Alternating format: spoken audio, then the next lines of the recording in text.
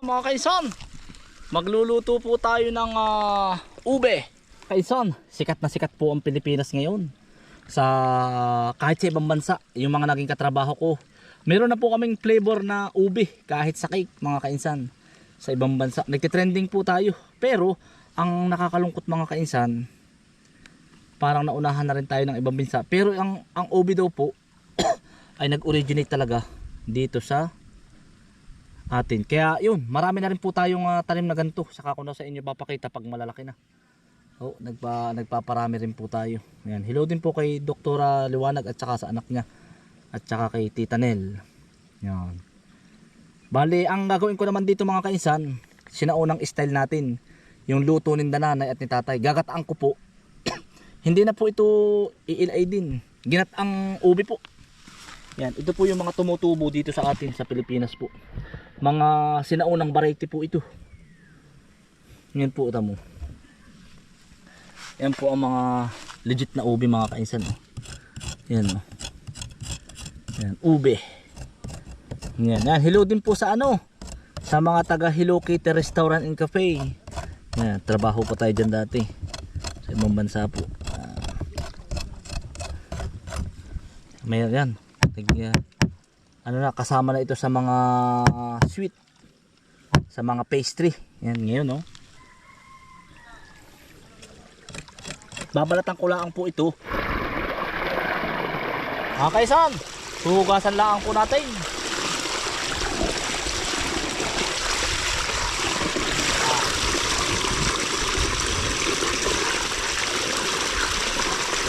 Kaya lang, mga kaisan, ang pagbabalat po nito, kayod-kayod laang at mawawala yung ubi. Yung pinakang ubi oh, yan oh. Kayod-kayod. Huwag mong sasaidin at mawawala ng ubi. Yan. Atin lang akong babalat-balatan.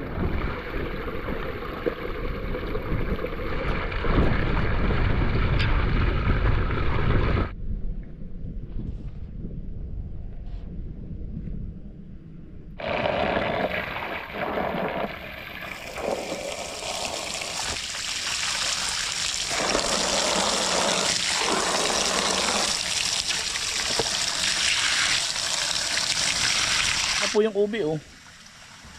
Ang loob po niyan ubi. May ano-ano po ng ubi. Ayan oh. Yan. Yan po ang ubi. Yan ang tunay na ubi, mga kainsan. Hindi na po ito ito po ay yan. Ubi po ang loob. Sarap po nito. Yan oh.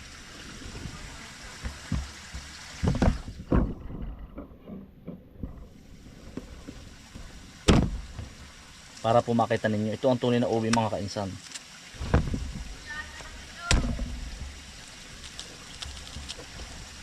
Ayan. Ube. Gagayat-gayatin ko po ito ng ano po.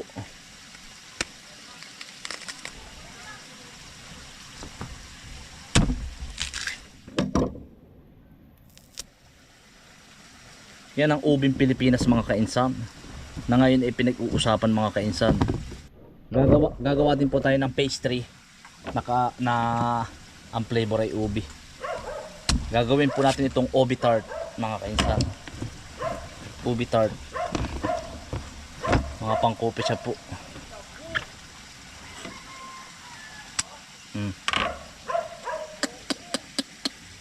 Purong ubi.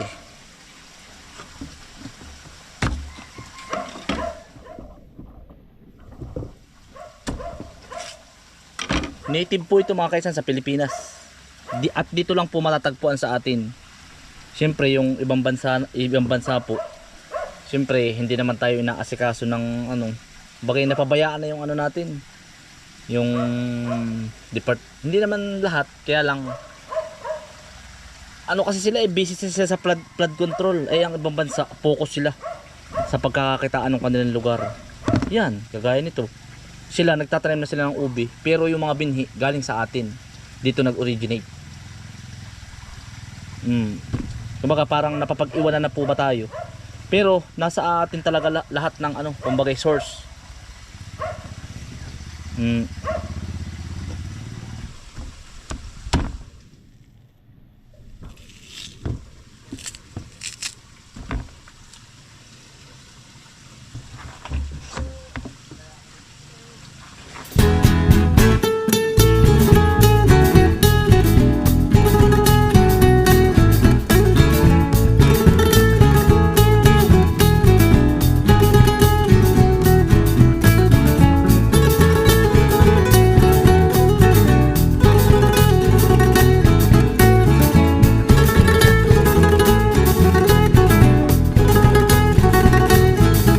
Mga kainsan, ang ubi, yan ang tunay.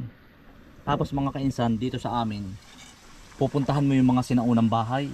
Yung kahit nasa gubat na gubat, ito po, kahit ilang taon, kahit yan ay 1 dekada, kahit yan ay 5 taon, ang napapansin po namin sa ubi mga kainsan, hindi siya namamatay yung similya. Kumbaga, yun, mamamatay lang yung original, may tutubo na naman, anak ng anak. Kaya makakakita ko po sa mga gubat dito sa amin ng ganito. Ubi. Legit na ubi po ito. Ganito po ang tunay na ubi. Yan, para po ba batlik-batlik na ubi. Hindi talaga yung purong ubi ha. Ito talaga ang purong ubi. Ubi. Ampo. Kahit po medyo malabnaw ito, at ito lang naman po yung ginataan. Ay, awas. Mga kaisan, mamaya po ari kulay ubin ha. Lalagyan po natin asukal. Bali ang ilalagay ko pong asukal ay ano, 1 kilo po at saka 1/4. Ito po ang sinaunang pagluluto dito sa amin. Traditional na pagluluto ng ubi. Made from Philippines. Iba't iba pong lugar ay iba't ibang pamamaraan pagluluto. Pero sa amin po gana rin. Mamaya ito ipapakatihim pa. Tapos po mamaya ay ubi na yan. Aawas-awas na po ito mamaya. Yan. Yan. Yan. Mga kainsan, nagkukulay ubi na oh. Nagkakapot-kapot na. Lalabog-labogin ko lang ng kaunti mga kainsan. Lumabas na ang tunay niyang color.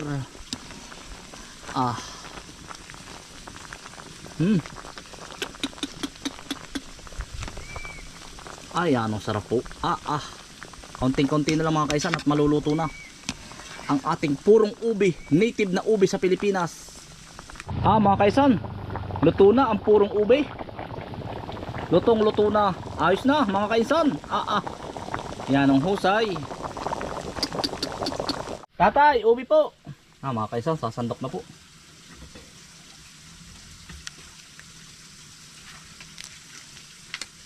Tatay, ubi po, ubi. Mga kaisan, ubi. Ay, husay. Tay, tama, sarap ng lasa. Yan ang purong ubi, ano? Ito po mga kaisan ang purong ubi. Talagang walang halong ano, ito po ang puro talaga. Tatay, ayun yung iyo. Sabi nga yan. Tayo pa lapot tayo sa sabaw lapot. Iba talaga pag tunay na ubi ano? Ay, naku. Malapot po ang sabaw. Kusa po ba siyang nalapot? Ay, bibigyan ko pala si Kuya Raymond.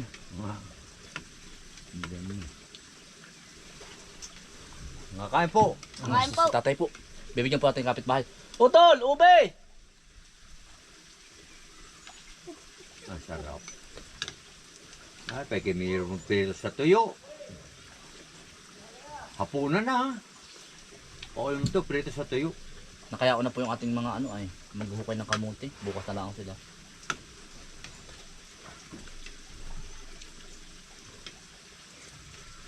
Kaya mo namumunga na yung ampalaya mo Nagaran yan. Makakuha palang panggis Hindi, biro lang kay Raymond. Kay Raymond, ubi. Pa maigaring panghapunan ninyo. Kuya Raymond. Aba, Kuya Raymond. Magaling ka palang tumulong ng ampalaya ano? Anong variety are? 100. Ay, sutol lang tayo Kuya Raymond din Bibiyahe lang po kami. Yan, kamuti. Walang katapos ang kamuti po. Puro kamuti, mga kaisan. Hindi po kaya ng tricycle. Kasama ko po yung mga bata. Oh. Hindi kinaya no, Toy. Nadikit po yung gulong. Sobrang dikit na dikit. Nadikit yung bearing. Hindi kaya. Mabigat. Kailangan talaga sa sasakyan po.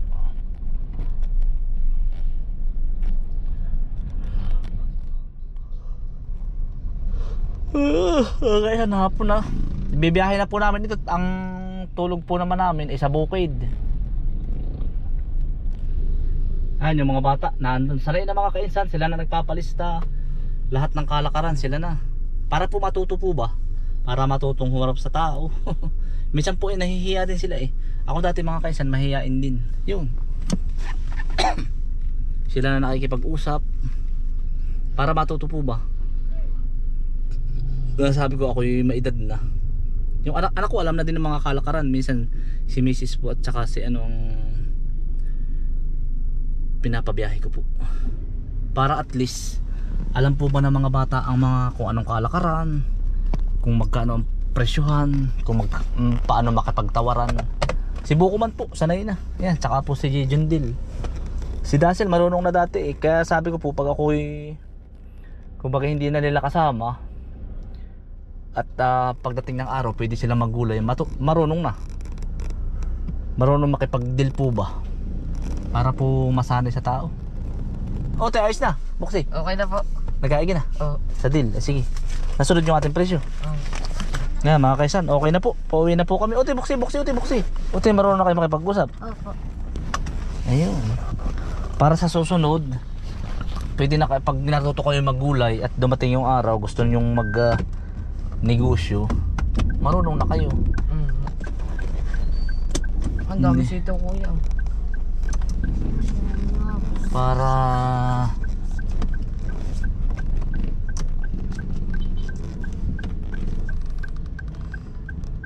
yun, yung mga kamuti natin dala na oh. Kamuti natin Binili yun. na? Oo. Kamuti natin yun. Tapos kayo, huwag kayong kung ano yung usapan ninyo, huwag kayong pabago-bago ba. Yung halimbawa, kung ano yung presyo nyo, kailangan sa bahay pa lang alam na ninyo ang presyo. Hindi pagdating diyan bigla kayong magtataas. Sakto yung aalamin mo na ang presyo ba sa online. Tapos pag naandyan yun na yung Sa ano. Prosi.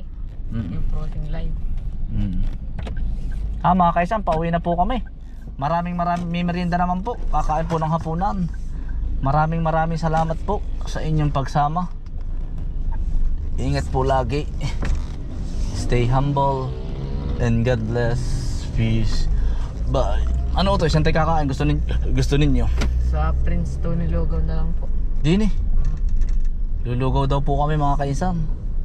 Mga kaisan, maraming salamat po sa inyong pagsama. Ingat po lagi. Stay humble and God bless. Peace. Bye. Kaya tinuturo ko lahat ng kalakaran para sa susunod at kayo maghalaman, kayo na doon. Alam na ninyo ba? Alam na ang mga lalapitan.